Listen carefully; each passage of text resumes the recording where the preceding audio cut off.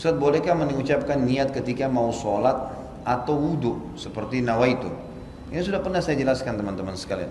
Kalau kita kembali kepada hadis Nabi SAW, maka belum pernah ada pengucapan lafadz. Tidak pernah ada satupun hadis Nabi SAW yang berbunyi nawaitu shoma ghadin, usolli fardhu salatid duhur, nawaitul wudu. Ini tidak pernah ada lafadz hadisnya. Dari mana ini? Ini dari teman-teman kita yang menisbatkan diri kepada mazhab Syafi'iyah di Mesir, tepatnya di Al-Azhar. Disusunlah, mereka mengatakan niat itu harus ya supaya orang itu tidak lupa dan jelas dia ucapkan dengan lisannya. Lalu disusunlah niat-niat itu. Kalau mau sholat, sholli fardhu salatid duhur, nawaitu shoma ghadin untuk puasa, nawaitul wudu'a dan seterusnya. Ini semua disusun. Mereka pun mengatakan dalam buku-buku mereka, ini adalah niat pelengkap, bukan niat asas. Niat asas dalam hati. Kalau ada seseorang mengucapkan dengan lisannya nawaitu shoma ghadin usolli fardhu salatid duhur, tapi hatinya enggak niat sholat, enggak diterima. Tapi kalau ada orang niat dalam hatinya memang mau sholat duhur dan dia lupa ucapkan usolli fardhu salatid duhur, diterima sholatnya karena asas niat adalah hati. Ini pendapat yang menisbatkan diri kepada Syafi'iyah, adanya niat dengan lisan tapi itu pelengkap, bukan itu asas. Bukan itu asas gitu kan. Kalau jumhur ulama, Imam Ahmad, Imam Malik, Imam Abu Hanifah mengatakan tidak ada niat kecuali dalam hati. Seperti contoh, Bapak Ibu tadi mau sholat isya, begitu iqamah kita berdiri di shaf. Bukankah dalam hati kita sudah niat mau sholat isya? Kan tidak mungkin sholat maghrib, nggak mungkin sholat subuh, nggak mungkin. Sama pada saat kita berdiri di shaf belakang jadi makmum, ada imam, kita di belakang, bukankah sesuatu niat jadi makmum? Bukankah tadi imam kita pada saat maju di tempat imamnya dia sudah niat mau jadi imam dalam hatinya? Ya itulah niat sholat. Dia tidak perlu mengatakan makmuman, imaman. Yang sudah jelas dia jadi makmum dia. Sudah jelas-jelas dia begini. Dia mau sholat duha. Dia berdiri mau sholat duha. Tidak mungkin dia niat sholat duhur. Itulah niatnya. Dan ini yang dikatakan oleh para jumhur ulama, bahwasanya niat tidak perlu dengan lafadz karena belum pernah ada dinukil dari Nabi SAW seperti itu. Satu-satunya yang disebutkan dan didengarkan oleh para sahabat itu adalah waktu Nabi SAW menyebutkan niat haji dan umrohnya. Itu pun ada sebagian ulama yang mengatakan itu bukan niatnya, itu termasuk dalam talbiyahnya. Tapi beliau mengatakan labbaik Allahumma umratan. Ya Allah, aku niat aku menjawab panggilan umrahmu. Labbaik Allahumma hajjan, ya Allah saya jawab panggilan hajimu, gitu kan. Jadi Allahu alam, yang saya melihat pribadi, saya melihat dari apa yang telah dituliskan para ulama ini, kita kembali kepada jumhur ulama yang mengatakan tidak ada lafadz niat karena dalam pemahaman pun ini bukan dari Imam Syafi'i ya, dari pengikut Imam Syafi'i yang datang setelahnya ya. Karena Al-Azhar ini ada jauh setelah Imam Syafi'i, jauh. Imam Syafi'i tahun berapa? Tahun 204 meninggal dunia gitu kan. Sementara Al-Azhar ini ada tahun berapa gitu ya. Jadi sudah jauh. Makanya datang pengikut-pengikut yang menisbatkan diri lalu kemudian memasukkan dalam sebuah madhab. Allahu alam. Assalamualaikum warahmatullahi wabarakatuh. Para pemirsa yang dirahmati oleh Allah, ada seorang ustadz menyatakan melafadzkan niat dengan usolli atau nawaitu itu tidak ada tuntunannya dan harus dihindari.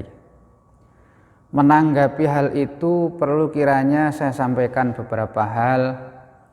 Pertama, para ulama dari mazhab 4 sepakat niat itu penting dalam ibadah, karena niat menentukan sah tidaknya ibadah. Disebutkan di dalam kitab Sahih Bukhari hadis nomor 1, Rasulullah Shallallahu Alaihi Wasallam bersabda, innamal a'malu binniyat. Amal-amal itu tergantung pada niatnya. Dari sini ulama sepakat bahwa niat itu penting dalam ibadah. Mereka juga sepakat niat itu tempatnya di hati, sedangkan melafadzkannya hukumnya sunnah. Kedua, Rasulullah Shallallahu Alaihi Wasallam juga pernah mengamalkan niat menggunakan kata-kata.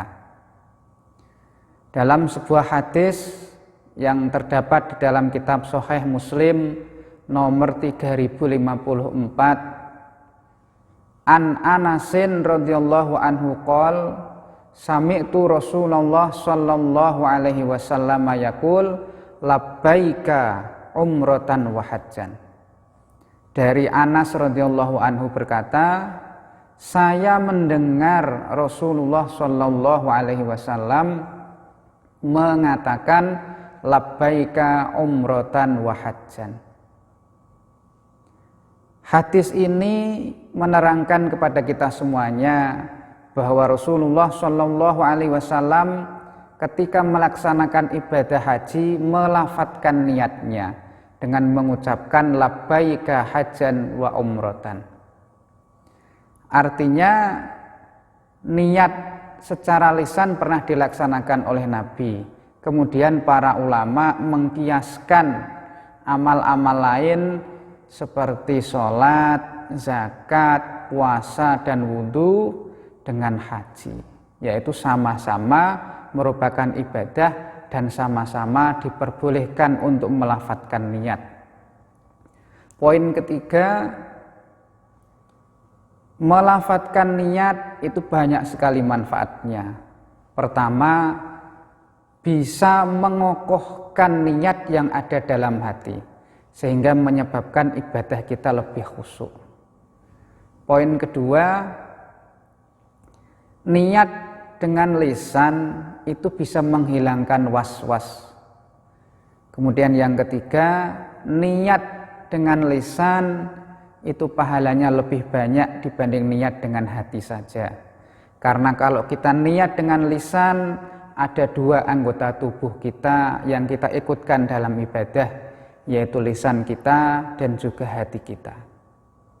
Artinya, kesimpulan yang bisa kita ambil dari sini, niat dengan lisan dengan mengucapkan usolli atau nawaitu itu ada tuntunannya dari Rasulullah SAW, bukan merupakan bid'ah, dan itu dianjurkan dalam Islam. Mudah-mudahan bermanfaat. Wassalamualaikum warahmatullahi wabarakatuh.